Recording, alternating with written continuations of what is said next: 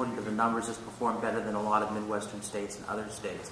The unemployment rate is below the national level at this point. As it was a year ago, as it was the date Governor Strickland left office, as it was for the 10 months preceding Governor Strickland leaving office. As you know, Governor Strickland, in the final 10 months in office, we saw a reduction in the unemployment rate and the steady growth of jobs.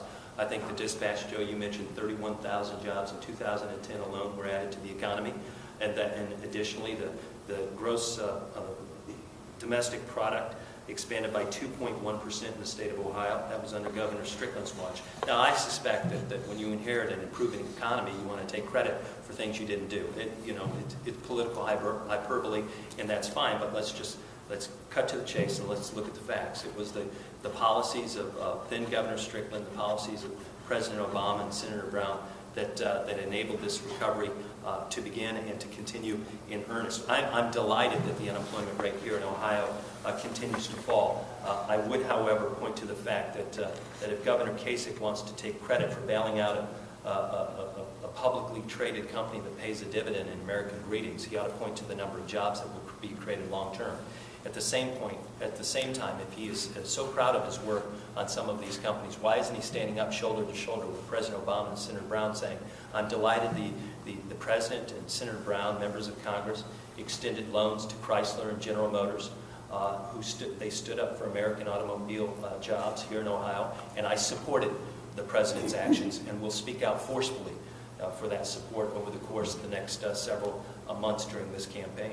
Well, what is the difference between Ohio and the rest of the nation? Why are we doing better now? Well, I think that the Governor Strickland's, and you'll think, a couple of the more cynical members who may be here may think that this is self-serving, but I think the work that Governor Strickland did in the 4 years that he was in office proved a wise investment. Things like investing at a time when we could in education, so you had a viable workforce going forward. I think the governor also reduced taxes at a time when he cut seniors' taxes, for instance, the largest tax cut for seniors in the history of the state.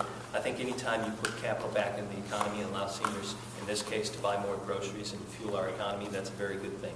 I also think that under the former governor's leadership, we invested in infrastructure, and that put people to work as well. Additionally, the governor, while as Governor Strickland could not pass legislation to save the American automobile industry, being a strong and forceful advocate for policies at the national level that could is oftentimes as important as passing that legislation at the local level. A case in point is President Obama's decision with Senator Brown and members of the congressional delegation to invest in General Motors and Chrysler to ensure that the supply chain network is viable both in the short and long term. There's no secret that Ford is doing as well today as Chrysler and General Motors because of the success of the supply chain network. Although Ford did not receive any short-term loans or long-term loans, they know now what they knew then, that if you keep the supply chain network intact, we will all thrive, including Honda. And Governor Strickland at the time then and now remains a forceful and outspoken advocate for the policies that have helped fuel a recovery in Ohio. When you see an increase in manufacturing jobs, a stabilization and then an increase in manufacturing jobs, not just at the plant in Lordstown, but in the supply chain network and those job producers around those communities, it's because of the President's leadership. And it's also because of those who stood up shoulder to shoulder with the President and supported those efforts. Now, on the flip side, you cannot conveniently speak negatively to some right-wing Tea Party in 2009 and not think those words are going to come back and haunt you. Governor Kasich was not a forceful defender of the President's initiative to save the American automobile industry. It's just a fact. Because, as you all know, Governor Kasich has, like some of us, has abilities to be long-winded, and you could ask him these kinds of questions and get a direct answer.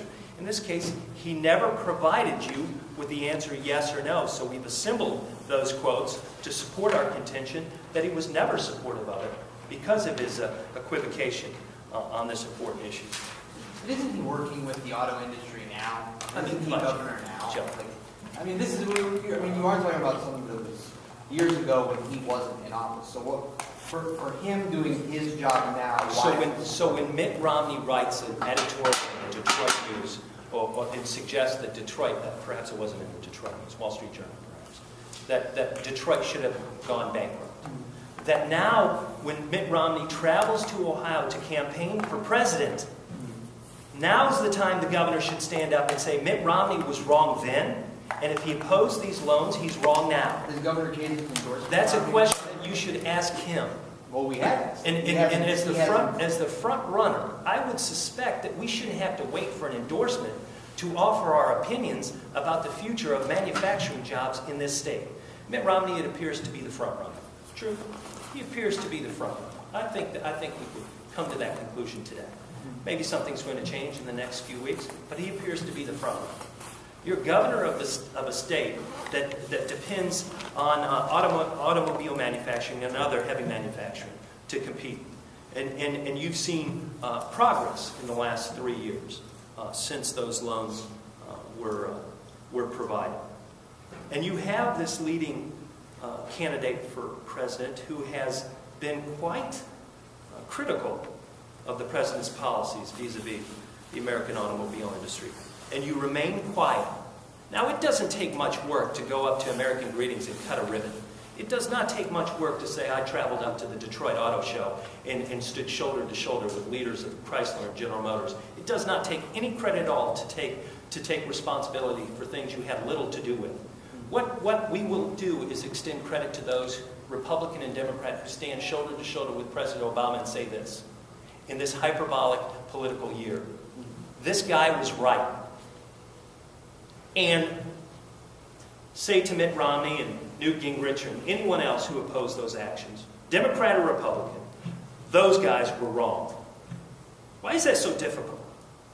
In this case, it would seem to me appropriate, knowing that at some point you're going to have a nominee, whether it was Newt Gingrich, Rick Santorum, or Mitt Romney, who opposed investments in Chrysler and General Motors. And you have a governor of a state that is improving economically because of those investments the president made, and he will not give credit where credit is due. It's not about moving Bob Evans across town. It's about investing in American automobile jobs that help grow communities like Defiant in a tangible, trackable, empirical way. That's what this president did with the help of Senator Brown and members of the congressional delegation. And no amount of looking the other way by this governor and others who are around him will change that. I guess just the point is, isn't this governor offering and giving these American automobile companies tax credits and incentives to invest here? I mean, isn't he working with them now? Is the point. Sure. I think most governors, if not all governors, have worked with industry leaders, business leaders across the state, across the country, in ways that would answer that question that you just posed in a positive manner. Is he, further question in my estimation should be, is he doing enough? Why did we waste the last 8 months debating on Senate Bill 5 and State Issue 2 when we could have redirected our efforts into continuing to grow our economy? Why does the governor and did the governor continue to isolate and polarize on the issue of collective bargaining when he knows, in fact, that it's the police and firefighters of this state, our teachers, who make our communities stronger and are so important to the middle class? And for a governor who enjoys taking credit for everything from the weather to the growth in the economy and the growth of Ohio, why doesn't he give credit to Ted Strickland and those who implemented the policies that he's enjoying? You used the word in your article, quietly added 31,000 jobs. Quietly added. We were yelling it from this. I was yelling it from this podium, and unfortunately, my voice was drowned out. Governor Kasich needs to recognize that he is now enjoying the fruits of the labor of those who came before him. And those fruits were borne by Governor Strickland and his team, and certainly President Obama, and the economic policies that he has pushed through and advocated. Chris, the governor, when he talks about job creation and the economy turning around, he talks about the income tax cut, the Jobs Ohio package, Invest Ohio tax cut, economic development packages to Yeah. American Greetings, Depot, Wendy's, Bob Evans. How much, I mean, do you think that those efforts deserve any credit for the economy? Well, if you take each and every one, and I could address each and every one, I'm sure that for the servers and the suppliers at Bob Evans and places like Sandusky, they're glad that Bob Evans stayed in Ohio, but there was never any indication that Bob Evans was moving. So building an argument, a positive argument around evidence that is so scant and so unreliable, and frankly, it leads one to wonder whether or not it's just empty rhetoric. Fact of the matter is, there's no evidence that Bob Evans was moving to Texas. There's none. Hold on a second. I think to his credit, Joe mentioned that in a couple of articles. I'll also mention American Greetings.